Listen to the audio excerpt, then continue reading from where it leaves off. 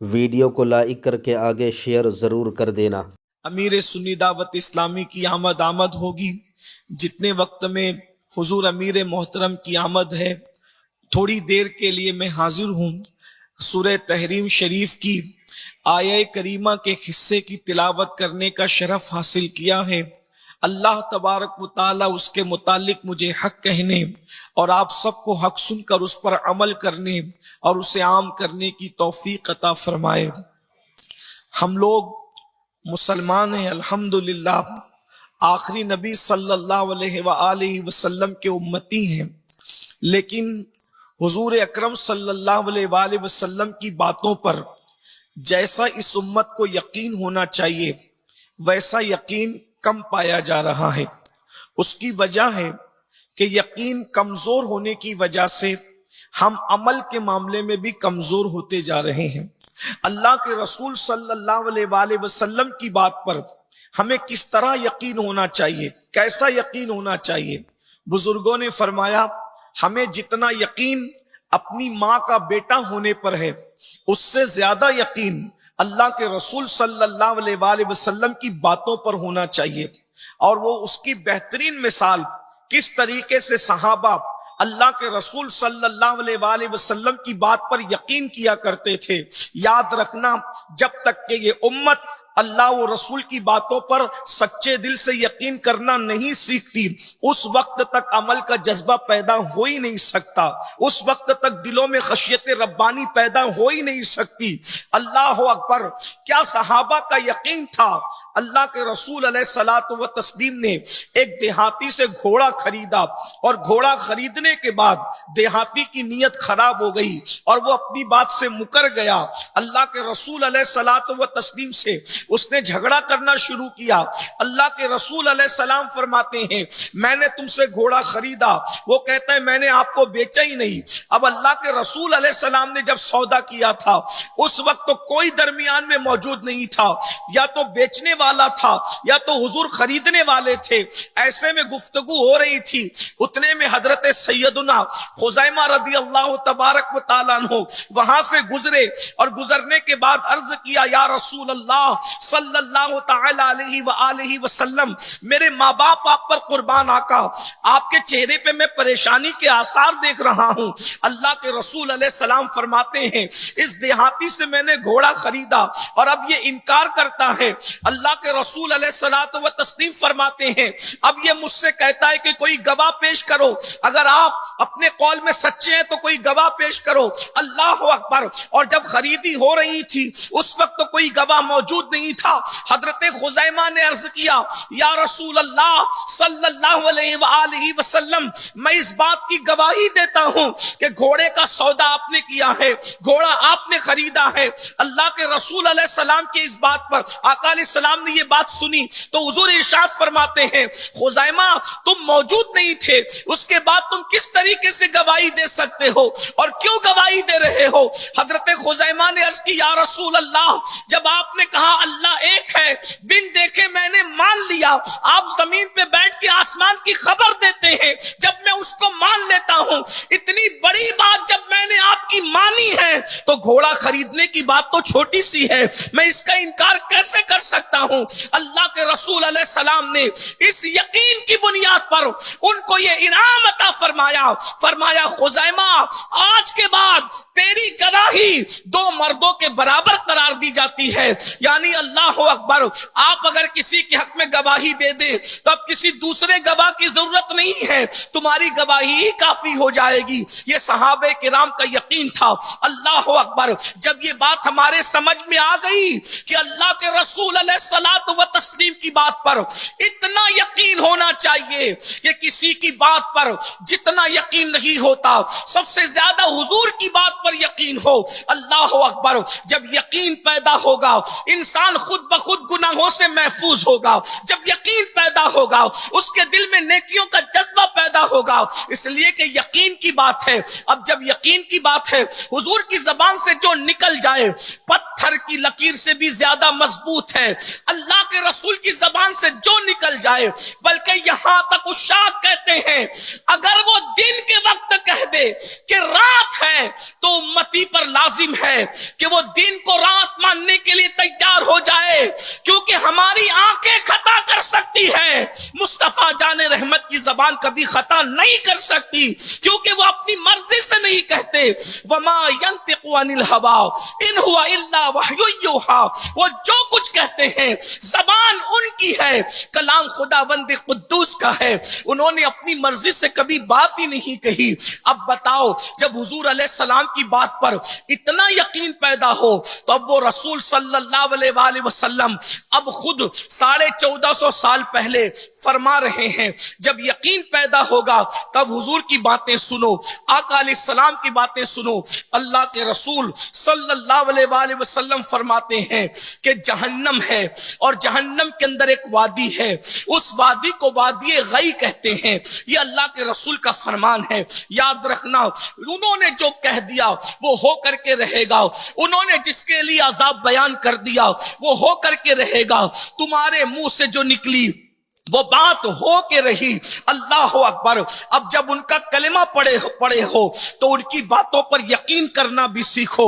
آقا فرماتے ہیں جہنم کے اندر ایک وادی ہے، اس وادی کو وادی غی کہتے ہیں، اور اس وادی کا حال یہ ہے، اس وادی کے اندر وادی غی کیا ہے؟ ایک جنگل ہے۔ اللہ اکبر۔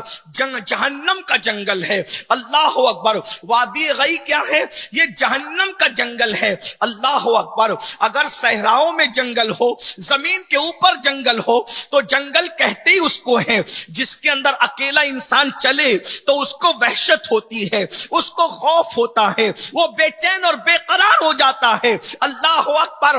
اندازہ فرمائیں جب جہنم کا جنگل ہے تو وہ کتنا دردناک ہوگا۔ اور پھر میرے آقا فرماتے ہیں وادی غی میں ایک اور وادی ہے، اس وادی کو وادی حبحب کہتے ہیں۔ یہ وادی حبحب کیا ہے؟ اللہ کے رسول صلی اللہ علیہ وآلہ وسلم کے فرمان کا مفہوم ہے وادی حبحب ایک ایسی گہری وادی ہے کہ جہنم بھی جس سے پناہ مانگتا ہے، ایک دو مرتبہ نہیں، وادی حبحب سے جہنم ایک دن میں 36 مرتبہ پناہ مانگتا ہے، جس سے جہنم بھی پناہ مانگتا ہے۔ اور حدیث پاک میں آتا ہے جب جہنم کی آگ سرد پڑنے لگتی ہے، جب جہنم کی آگ ٹھنڈی پڑنے لگتی ہے تو اس وقت وادی حبحب کو اللہ کھولنے کا حکم دیتا ہے، اور وادی حبحب جب کھولا جاتا ہے تو واپس سے جہنم بھڑکنے لگتا ہے۔ فرمایا گیا وادی حبحب اتنی گرم وادی ہے کہ اس میں پہاڑ بھی ڈالے جائیں تو پگھل جائیں، جس میں پہاڑ بھی پگھل جائیں اس میں بچھو بختی اونٹ کی طرح موٹے موٹے ہیں، اور 70 سال کی لمبائی کے اتنے اس کے اندر سانپ ہے۔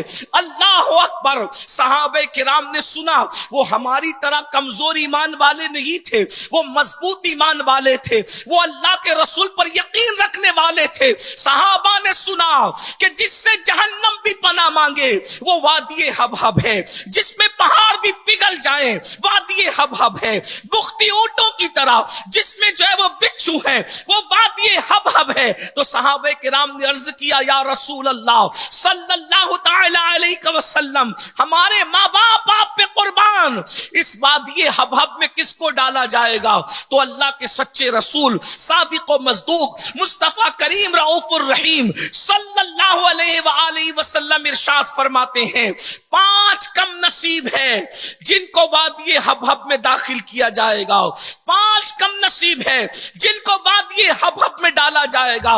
اب دل کے کانوں سے وہ 5 کون ہیں؟ کہیں اللہ نہ کرے ان 5 میں ہم تو نہیں، وہ 5 گنہگار کون ہیں جن کو وادی حبحب میں ڈالا جائے گا؟ اللہ اکبر۔ صحابہ نے پوچھا حضور وہ 5 کون ہیں؟ تو میرے اور آپ کے آقا غیب دا نبی خاتم النبیین سید المعصومین مصطفیٰ کریم صلی اللہ علیہ وآلہ وسلم فرماتے ہیں وادی حبحب میں سب سے پہلے پہلے جس کم نصیب کو ڈالا جائے گا وہ بے نمازی ہے، نماز میں سستی کرنے والے ہیں، نماز کو چھوڑنے والے ہیں۔ اللہ اکبر، وہ وادی جس میں پہاڑ بھی پگھل جائیں، اس میں ہماری ہڈیوں کا کیا بنے گا، اس میں ہماری پسلیوں کا کیا بنے گا، اس میں ہماری چمڑیوں کا کیا بنے گا۔ اللہ اکبر، کانٹوں سے ڈرنے والوں، گرمی اور سردی کے موسم سے بے چین اور بے قرار ہونے والوں، ذرا بتاؤ تو صحیح، وادی حبہب میں جلنا پڑے گا، وہ بھی کتنا؟ امام اہل سنت سیدی اعلی حضرت میرے امام فتاوی رضویہ شریف میں لکھتے ہیں، ایک وقت کی نماز چھوڑنے پر ہزاروں سال جلنا پڑے گا۔ ایک دو ہزار نہیں، ہزاروں سال، ایک وقت کی نماز چھوڑنے پر ہزاروں سال۔ اور امام نے اپنی طرف سے نہیں لکھا، حدیث کی روشنی میں لکھا، احادیث کا اتنے مجموعہ نچوڑ کر کے پیش کیا۔ مجھے بتاؤ ہزاروں سال کسے کہتے ہیں؟ ایک منٹ دنیا کی آنکھ پر انگلی رکھ کر کے دیکھو اور اندازہ لگاؤ، مسجدوں کو ویران کرنے والوں، رمضان المبارک میں بھی کھیل کود میں نمازوں کو ترک کرنے والوں، سحری کھا کر کے سو کر عصر کی نماز کے وقت اٹھنے والوں، روزے کی حالت میں بھی نمازوں کو ترک کرنے والوں، آپ کو ڈر نہیں لگتا؟ ہمیں ڈر نہیں لگتا جب مصطفیٰ جان رحمت کی بات سچی ہے، یقینی ہے، ان کے منہ سے جو نکلے وہ حق ہے، تو اللہ کے رسول علیہ السلام فرما رہے ہیں سب سے پہلا کم نصیب جو وادی حبہب کا نشانہ بنے گا وہ بے نمازی ہے۔ اور امام اہل سنت کے والد امام المتکلمین علامہ نقی علی خان رحمت اللہ علیہ لکھتے ہیں، غور سے سننا، کہ ایک وقت کی نماز چھوڑنے کے عوض اگر انسان اللہ کو پوری دنیا پیش کرے تو قبول نہیں کی جائے گی۔ انسان 1000 سال بھی آنسو بہائے ایک وقت کی نماز کے ترک ہونے پر تو بھی اس کا کفارہ نہیں ہو سکتا۔ اور ایک وقت کی نماز کے لیے کتنا ٹائم لگتا ہے؟ صرف 10 منٹ کا ٹائم، 10 منٹ سے زیادہ کا ٹائم تو نہیں لگتا۔ ہم اس کے لیے وقت نکالنے کے لیے تیار نہیں۔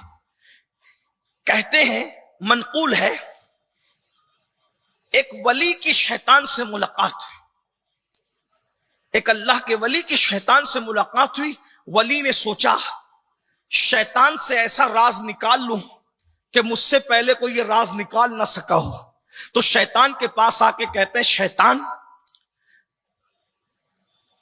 مجھے شیطان بننے کا طریقہ بتا کہ میں شیطان کیسے بن سکتا ہوں۔ اس نے کہا، آسان ہے، 2 کام کرنا پڑیں گے، شیطان بن جائے گا انسان۔ کہا وہ کیا؟ کہا ایک تو یہ کہ جھوٹی قسمیں کھاؤ، اور نمبر 2 نماز چھوڑ دو۔ جو جھوٹی قسم کھائے اور نماز چھوڑ دے وہ شیطان بن جائے گا۔ تو اس ولی نے کہا، اللہ کی قسم، اب میں کبھی جھوٹی قسم نہیں کھاؤں گا، نماز نہیں چھوڑوں گا۔ تو شیطان نے جھنجلا کر کہا، اللہ کی قسم، اب میں کبھی کسی کو سچی نصیحت نہیں کروں گا۔ غور فرمائے، شیطان بتا رہا ہے کہ نماز چھوڑنے والا اور جھوٹی قسمیں کھانے والا شیطان بن جاتا ہے۔